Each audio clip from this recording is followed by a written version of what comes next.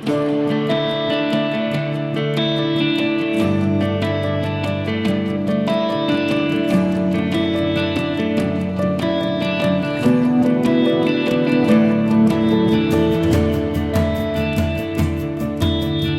mahasiswa online, ketemu lagi dengan saya Pak Danang di channel Kuliah Pak Danang.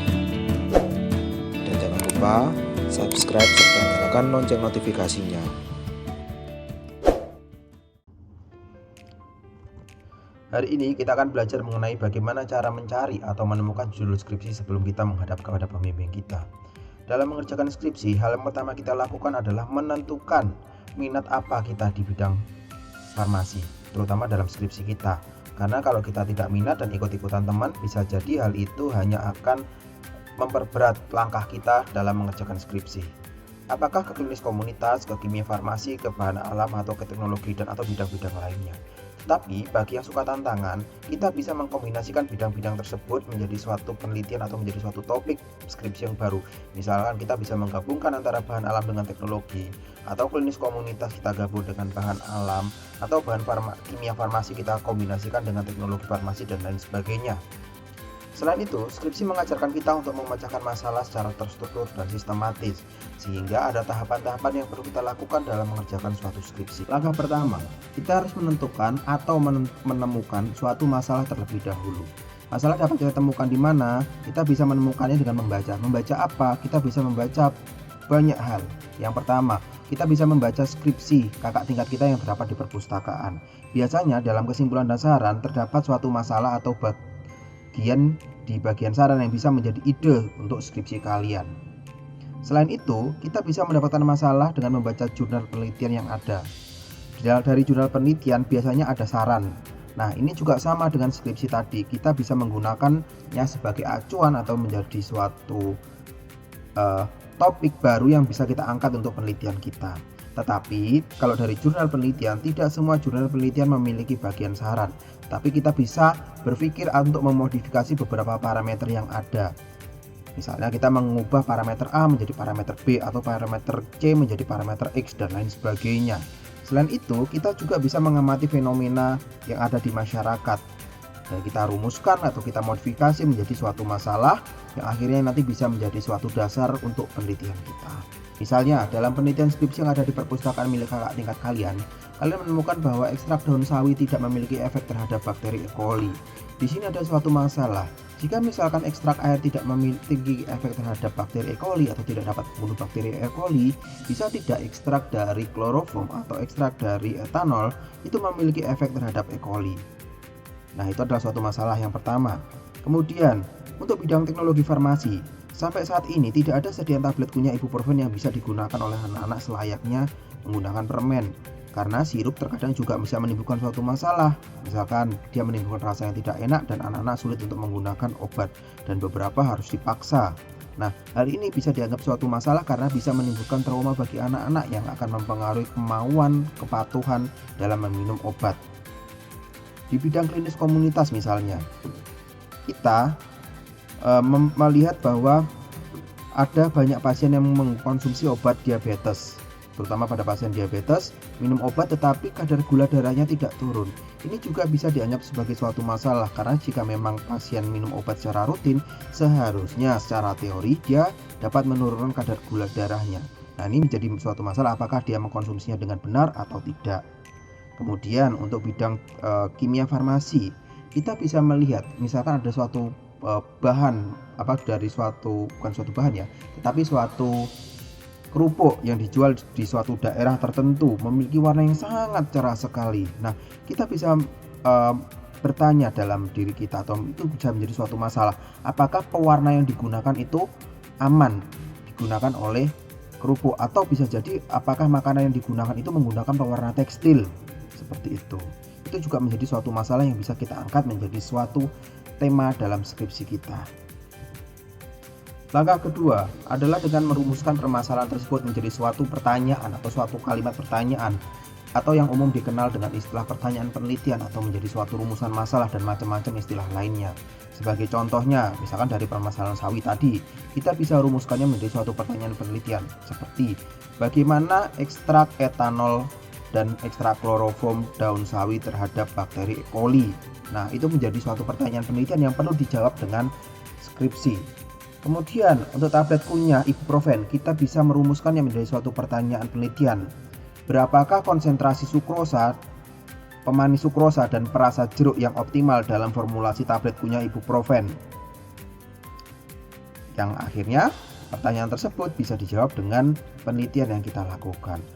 Untuk diabetes, kita bisa merumuskan pertanyaan, bagaimana hubungan antara kepatuhan pasien minum obat dengan penurunan kadar gula darah pasien? Itu menjadi suatu pertanyaan kan, akhirnya juga dijawab dengan skripsi kita. Nah, kemudian untuk pertanyaan penelitian yang dari kerupuk tadi, kita bisa merumuskannya menjadi dua pertanyaan penelitian. Contohnya, apa pewarna yang digunakan dalam kerupuk yang dijual di daerah Wakanda? Atau yang kedua, kita bisa merumuskannya menjadi pertanyaan seperti ini. Berapa kadar pewarna yang digunakan dalam kerupuk yang dijual di daerah Wakanda? Seperti itu. Jadi tidak satu saja, bisa dirubah menjadi beberapa pertanyaan penelitian. Nah, dari satu pertanyaan ini itu dapat dikembangkan menjadi pertanyaan-pertanyaan lain yang dapat digunakan untuk mengembangkan skripsi kalian menjadi jauh lebih kompleks, menjadi jauh lebih keren dan lain sebagainya.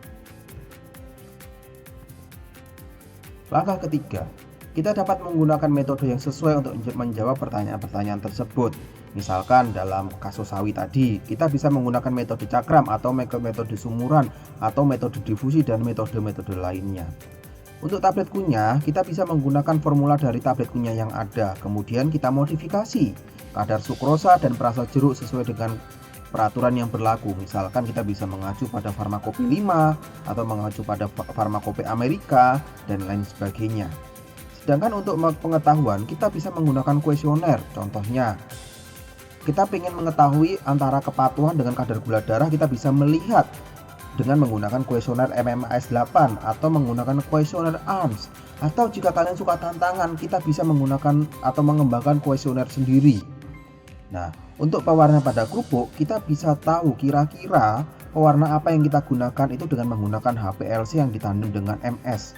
Atau kalau kita bisa menduga senyawa apa yang kira-kira terdapat di dalam kerupuk tersebut, misalkan kita menduganya bahwa kerupuk tersebut mengandung rodamin B, kita bisa menggunakan spektrofotometri atau menggunakan metode lain yang sesuai dengan peruntukannya. Atau kita bisa mengembangkan lagi suatu metode yang optimal, yang paling mudah dan lain sebagainya untuk memperkirakan kadar pewarna yang digunakan dalam kerupuk yang dijual tersebut. Selain itu, cari tadi metodenya sekiranya sudah tepat, kita perlu juga mencari tahu cara analisis data yang kita dapatkan dari metode tersebut.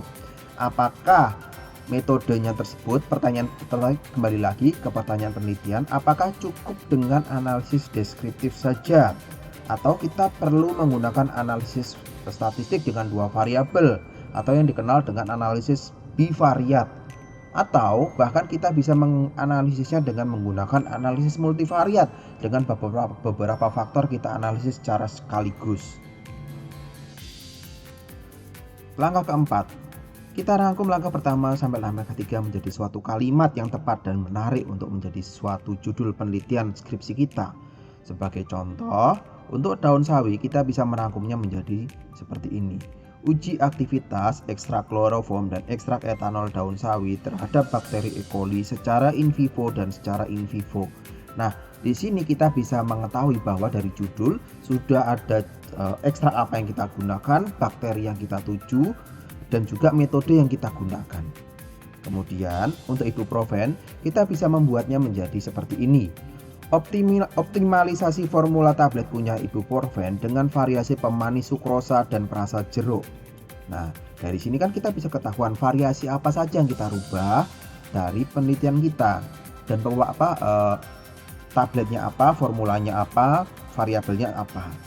Sedangkan untuk judul dengan topik kepatuhan minum obat pada pasien diabetes tadi, kita bisa merubahnya, memformulasikannya menjadi suatu kalimat.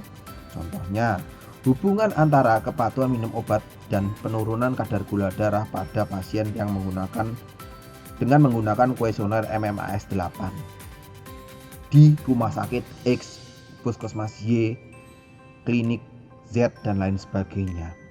Sedangkan untuk kerupuk tadi kita bisa merubahnya, kita bisa merumuskannya menjadi suatu judul skripsi dengan judul analisis kadar pewarna sintesis pada kerupuk yang dijual di daerah Wakanda dengan menggunakan HPLC.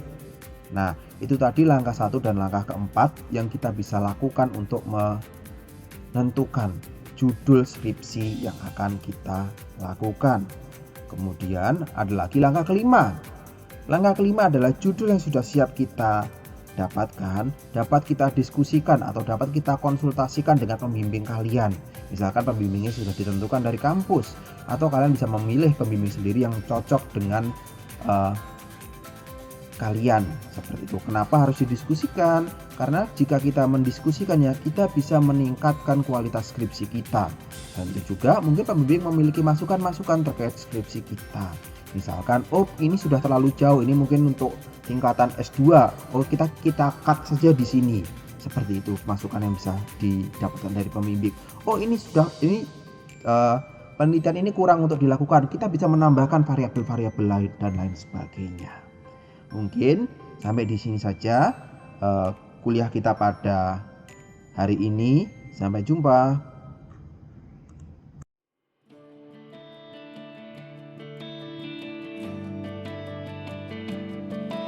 Sekian kuliah kita pada hari ini.